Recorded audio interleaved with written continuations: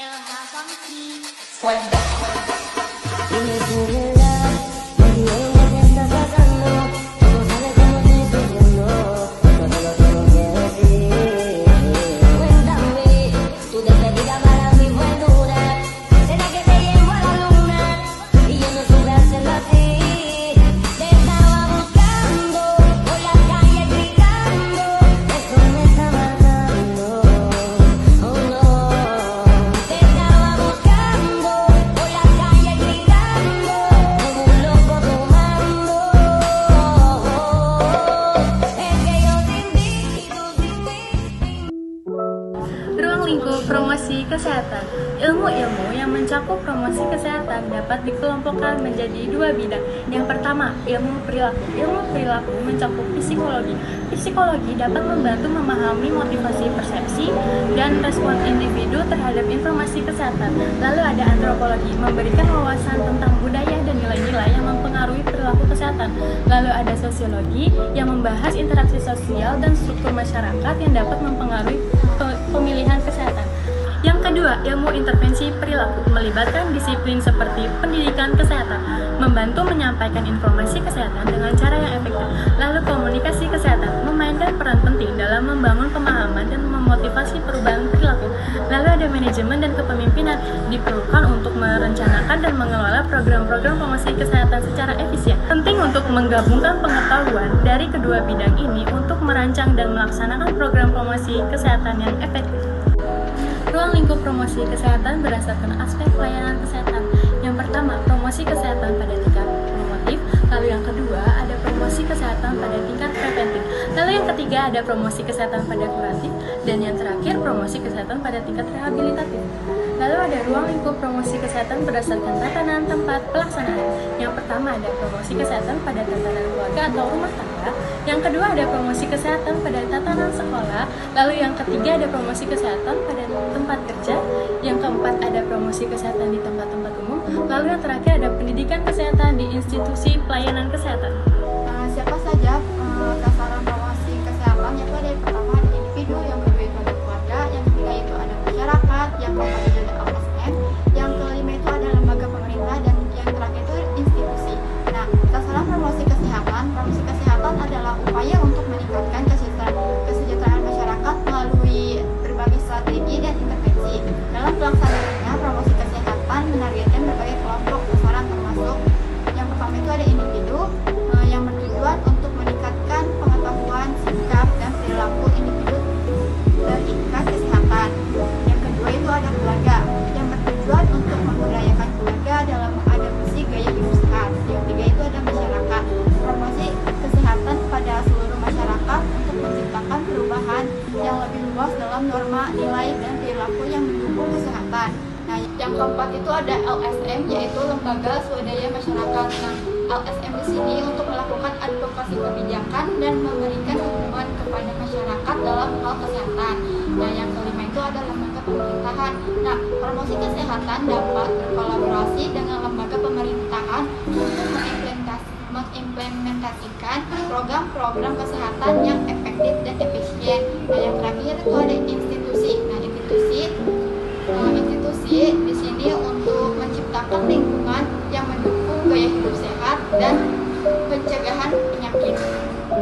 Visi pembangunan kesehatan meningkatkan kesadaran, kemauan, dan kemampuan hidup sehat bagi setiap orang agar terwujud derajat kesehatan masyarakat yang setinggi-tingginya sebagai investasi bagi pembangunan sumber daya manusia yang produktif secara sosial dan ekonomis.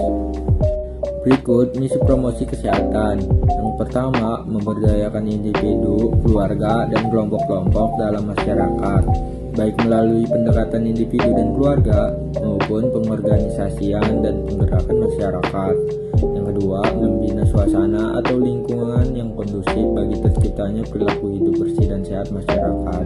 Yang ketiga, mengadvokasi para pengambil keputusan dan penentu kebijakan serta pihak-pihak lain yang berkepentingan dalam rangka mendorong diberikannya kebijakan dan peraturan perundang-undangan yang berwawasan kesehatan. mengintegrasi promosi kesehatan, khususnya memberdayakan masyarakat dalam program-program kesehatan, dan meningkatkan kemitraan sinergis antara pemerintah pusat dan daerah serta antara pemerintah dan masyarakat, termasuk LSM. Yang keempat, meningkatkan investasi dalam bidang promosi kesehatan pada khususnya dan bidang kesehatan pada umumnya. Coalition Health Promotion. Di sini terdapat logo promosi kesehatan oleh WHO. Logo ini memiliki beberapa elemen, grafis utama, yaitu 1 lingkaran luar, 1 tempat putaran dalam lingkaran, dan 3 sayap. Pertama ada lingkaran luar yang memiliki arti membangun kebijakan publik yang sehat. Kemudian putaran di dalam lingkaran mencakup 3 strategi dasar dalam promosi kesehatan, yaitu yang pertama yaitu ada enable, yaitu memungkinkan, yang kedua yaitu ada mediate, yaitu mediasi, dan yang ketiga yaitu ada advocate, yaitu advokasi. Ketiga lingkaran sayap yang mencakup 5 bidang utama dalam bidang promosi kesehatan, yaitu yang pertama ada health public policy, yaitu membangun kebijakan publik yang sehat. Yang kedua yaitu ada create supportive environment, atau menciptakan lingkungan yang mendukung. Yang ketiga yaitu ada strengthen community action, yaitu memperkuat aksi masyarakat. Yang keempat itu ada develop personal skill, yaitu meningkatkan keterampilan pribadi. Dan yang terakhir itu ada reorient health service, yaitu reorientasi pelayanan kesehatan. Di logo ini terdapat 1 sayap yang melanggar lingkaran. Hal ini mewakili bahwa menciptakan kebijakan publik yang sehat dalam masyarakat. Individu maupun komunitas akan terus-menerus bersinergi dengan perubahan serta perkembangan yang terjadi. Logo ini menggambarkan bahwa promosi kesehatan adalah menyeluruh dengan pendekatan yang memiliki banyak strategi. Nah, di sini ada 5 pilar promosi kesehatan. Yang pertama, kebijakan berwawasan kesehatan atau yang disebut dengan Healthy Public Policy, yang meliputi aturan tentang ruang terbuka hijau dan anggaran untuk promosi kesehatan. Poin kedua, lingkungan yang mendukung atau yang disebut dengan supportive environment, yang meliputi pengadaan sarana olahraga dan perbaikan angkutan umum. Nah, poin ketiga, ada reorientasi pelayanan kesehatan atau yang disebut dengan reorient health service, yang termasuk dalam reorientasi pelayanan kesehatan, yaitu meningkatkan anggaran untuk promosi kesehatan. Yang keempat, keterampilan individu atau yang disebut dengan personal skill, yang meliputi latihan kader pelayanan kesehatan atau yang disebut dengan reorient health service, yang termasuk dalam reorientasi pelayanan kesehatan, yaitu meningkatkan anggaran untuk promosi kesehatan. Yang keempat, keterampilan individu atau yang disebut dengan personal skill, yang meliputi latihan kader, penyuluhan di sekolah, dan mendorong ibu untuk K1, K4. Nah, poin kelima, gerakan masyarakat atau yang disebut dengan community action, yang termasuk ke dalam gerakan masyarakat atau community action ini, yaitu komunitas peduli kawasan tanpa rokok dan warga peduli AIDS dan bank sampah. Di sini, dalam mengurangi penyakit akibat rokok dapat dilakukan dengan beberapa upaya. Yang pertama, kebijakan berwawasan kesehatan, yang dapat berkontribusi pada upaya mengurangi penyakit akibat rokok melalui pengaruhnya terhadap lingkungan dan kebijakan publik yang mendukung kesehatan masyarakat. Poin kedua, lingkungan yang mendukung, seperti dukungan keluarga dan teman yang dapat membantu individu untuk berhenti merokok. Poin ketiga, yaitu reorientasi pelayanan kesehatan yang melibatkan perubahan pendekatan pelayanan kesehatan menjadi lebih menekan pada upaya pencegahan dan promosi kesehatan. Poin keempat, yaitu keterampilan individu yang mencakup kemampuan untuk memberikan informasi, pendidikan, dan dukungan kepada masyarakat terkait bahaya merokok dan manfaat berhenti merokok.